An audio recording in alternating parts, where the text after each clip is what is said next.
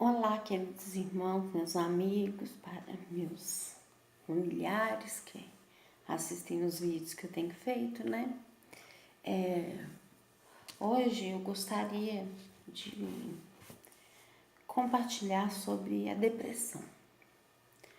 A depressão, ou aquela tristeza súbita que não te larga e você não sabe de onde veio,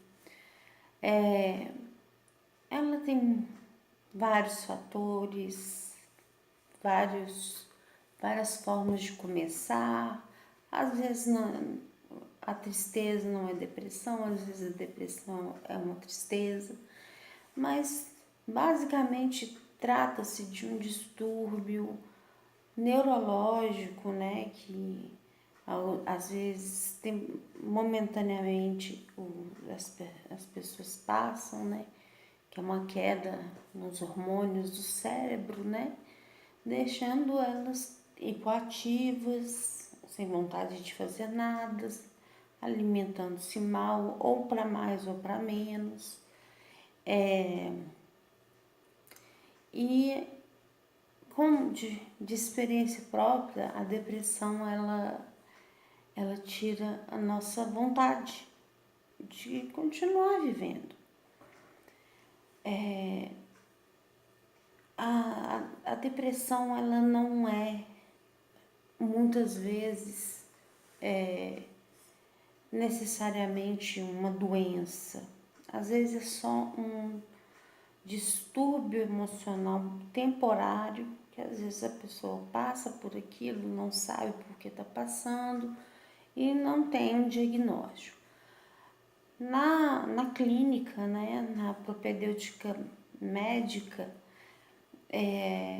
acredita-se que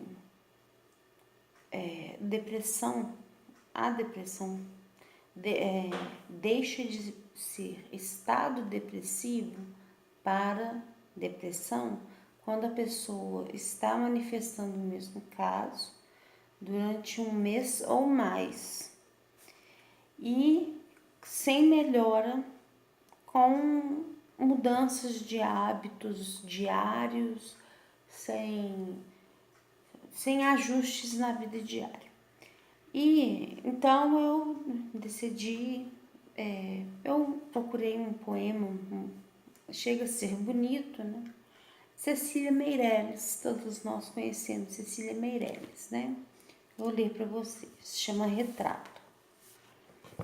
Eu não tinha este rosto de hoje, assim calmo, assim triste, assim magro, nem estes olhos tão vazios, nem o lábio amargo. Eu não tinha essas mãos sem força, tão paradas e frias e mortas. Eu não tinha este coração que nem se mostra. Eu não dei por esta mudança tão simples, tão certa, tão fácil. Em que espelho ficou perdida minha face? Cecília Meirelles retrata, né, um momento de depressão, provavelmente um momento de depressão da vida dela, em que ela se olhou no espelho e não reconheceu. Ela não se reconheceu. Por quê? Porque ela fala muito da fisionomia descaída, né? Essa coisa que é amarga. Ela fala lábio amargo. Lábio amargo é que não consegue falar coisas boas, né? Então, ela fala da força, essas mãos sem força. Então, a gente, todo mundo conhece, se não é, conhece alguém que é vítima da depressão, né? E é uma situação muito difícil de conviver. Separei também alguns versículos bíblicos, né, sobre momentos de tristeza, né, de depressões, né, de algumas celebridades bíblicas. Por exemplo, primeiro exemplo, Eclesiastes, né? Acredita-se que a maior parte de Eclesiastes foi feita por Salomão, mas não toda ela, tem alguns trechos que não são ele. Mas vamos dizer que ele disse assim, Eclesiastes 4:1. Depois voltei-me e atentei para todas as opressões que se fazem debaixo do sol. E eis que vi as lágrimas dos que foram oprimidos e dos que não têm consolador. E a força estava do lado dos seus opressores, mas eles não tinham consolador. Aqui fala, a gente fazendo uma analogia, pode-se falar que ele falava das pessoas que eram oprimidas e elas não tinham um consolador, e esse consolador é Deus. O consolo do fiel, daquele que crê em Deus, é Deus. Só que algumas pessoas passam por isso, mas não é porque elas são afastadas de Deus, mas é porque elas não procuram Deus. Não adianta crer em Deus, a gente tem que procurar ter. Nós que somos abençoados com Jesus Cristo, com a vinda de Jesus Cristo, do Espírito Santo, nós temos Consolador. É tanto que Jesus Cristo mesmo falou que enviaria o Consolador. Quando Jesus Cristo fala que enviaria o Consolador para os cristãos, ele se referia à ausência dele, né?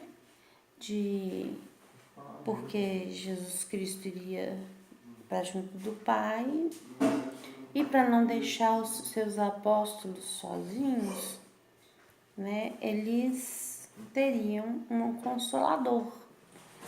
Mas aqui o contexto é outro, não é? Temos Provérbios 12:25. A ansiedade no coração deixa o homem abatido, mas uma boa palavra o alegra. Ou seja, a ansiedade no coração, a ansiedade também é um motivo de depressão. A depressão, ela não é só uma tristeza, às vezes ela é uma ansiedade tão grande que gera uma frustração, que gera uma depressão. Em Salmos 40, Davi passou por muitos momentos de depressão, né? E nós temos também célebres da Bíblia, como Elias e Jeremias, que eram depressivos. Jeremias era chamado o profeta chorão, porque ele estava sempre chorando, uma angústia. Então, no Salmo 40, está escrito assim: esperei com paciência no Senhor, e ele se inclinou para mim e ouviu meu clamor. 40:1-2, tá, gente? Tirou-me de um lago horrível, de um charco de lodo, pôs os meus pés sobre uma rocha, firmou os meus passos. Aqui fala exatamente dessa busca, porque ele clamou ao Senhor. E ele estava, como ele se refere, ele estava num lago horrível, num charco de lodo. O que é o lodo? O lodo é aquela coisa que você preguenta, escorregadia, que você não consegue sair muito do lugar, assim, você fica meio entalado, você não, né, e fede. Então ele estava dizendo, né, com isso, que ele estava entalado e num lugar, e numa situação horrível, mas ele fez essa busca, ele buscou o Consolador dele e clamou, e o Senhor ouviu o clamor dele. Em 42:11, ainda temos ele dizendo: por que estás abatida, ó minha alma? E por que te perturbas dentro de mim?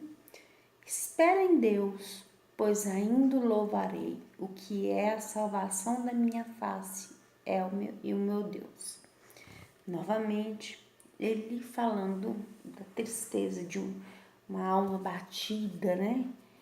E perturbada, mas ele não deixou de louvar a Deus.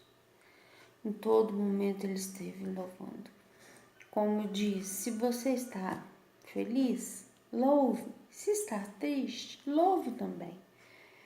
Né? Quem canta os males espanta, é por aí que funciona. Temos também no Salmo 126, 4, 5 e 6. Traze-nos outra vez, ó Senhor, do cativeiro, como as correntes das águas do sul. Os que semeiam em lágrimas cegarão em alegria.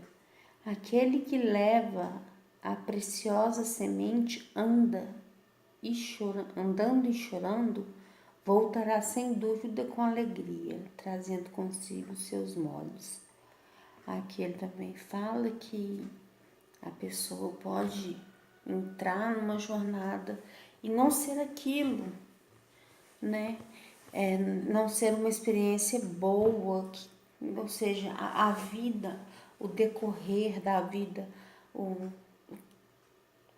caminhar na vida, o passar do tempo, né? Trazem, vamos dizer que nele fala, anda chorando, vai levando a semente, vai andando e chorando, mas voltará sem dúvida com alegria, trazendo consigo os seus molhos. Molhos são os ramos, né? Aqueles fardos, né? E dois versículos fantásticos para essa reflexão, que é: a depressão é uma opção. Às vezes não, lógico, medicação é necessária, mas na maioria das vezes não, sempre, né? Porque Jesus é o cara, ele é o cara. Então, em Mateus 5,4 diz: bem-aventurados que choram, porque eles serão consolados. Então, se hoje a gente chora, se hoje você está chorando, sofrendo uma depressão, uma tristeza, bem-aventurados que choram, porque eles serão consolados. Mas logo, lógico que em Cristo, né? Porque esse consolo vem do alto, esse consolo vem de Cristo, vem de Deus. E para completar, para finalizar, tenho-vos, João 16,33, tenho-vos dito isso para que em mim tenhais paz. No mundo tereis aflições, mas tende bom ânimo, eu venci o mundo. Glória a Deus, não é? Porque olha só que versículo poderoso este. Não se acalma. As tribulações não vêm mesmo. O próprio Jesus falou: tereis aflições, tereis todo tipo de aflições, inclusive uma depressão ou uma tristeza. Muita gente perde um familiar e fica arrasado. Eu tive a minha melhor amiga, ela perdeu o pai, ela ficou meses arrasada, ela não conseguia suportar aquela dor na alma dela, mas eu creio que com o tempo, né, ela se recuperou, graças a Deus, mas ela ficou tão absorvida naquela dor dela que eu acho que ela esqueceu um pouco de Deus. Eu nunca conversei a respeito disso com ela, porque é um assunto que traz um pouco de dor a ela ainda, sabe? Mas a gente não precisa preocupar que todas as nossas tribulações, nossas dificuldades, por mais que a noite dure, o choro dure uma noite, a alegria vem pela manhã. A Bíblia está abarrotada de referências sobre tristezas, sobre choro, sobre lágrimas, sobre pranto, e Deus escutando pranto e abençoando a pessoa. E também tem momentos que, principalmente no Velho Testamento, quando Israel começou a decair, né? Começou a adotar a idolatria, essas coisas, né? Os reis de Judá e de Israel começaram a ser idólatras. Deus começou a ignorar o lamento deles. Mas nós que cremos em Deus e estamos debaixo da fé, né? Que temos a fé, seguimos a fé verdadeira em Cristo Jesus. Nossas aflições serão, como diz, né? Nós não precisamos ter, nós temos que ter bom ânimo, ou seja, sair dessa tristeza, dessa prostração, essa coisa que nos oprime, porque o opressor não tem poder sobre nós. O opressor muitas vezes é o inimigo, muitas vezes não, muitas vezes tem coisas que são bastante bem claras, que não é uma depressão química do cérebro, mas é uma coisa que é uma opressão na vida daquela pessoa. E muitas vezes ela está ligada a pecados ocultos, essas coisas. Então, mas Deus, né, Ele limpa, Ele torna o que tem, o pecado, Ele vai para o mar do esquecimento. E a gente, sendo purificado, a gente consegue essa libertação. Né? Eu estou dizendo alguns casos, existem milhares de casos, milhares não, mas centenas de casos de depressão diferentes uma das outras. Por exemplo, vou dar meu próprio testemunho, que eu tenho depressão, eu não tenho depressão bipolar, eu tenho um transtorno bipolar, que é a oscilação entre a euforia, que é o estado maníaco, e o estado depressivo. Mas eu quase nunca entro no estado depressivo. Mas nesses dias eu entrei no estado depressivo porque vamos dizer, dei um migué no antidepressivo, que eu tomo pela manhã, eu tava com preguiça de levantar, não tomei. Aí bateu. É tanto que eu tô fazendo esse vídeo porque eu vim refletindo, né? Porque até atrás de uma situação dessas pode acontecer. Surgirem muitas ideias boas. E eu quis compartilhar isso com vocês. Eu espero que alguém que veja este vídeo, né? Hoje em dia ninguém gosta muito de vídeo de reflexão, né? Gosta de vídeo pra rir ou outros tipos de vídeo, não sei. Mas se um dia alguém assistir e estiver passando por essa situação, tenha fé, tenha força, tenha de bom ânimo. Jesus venceu o mundo e venceu tudo que é ruim aqui também. Ok? Glória a Deus, um grande beijo para vocês. Fiquem com Deus.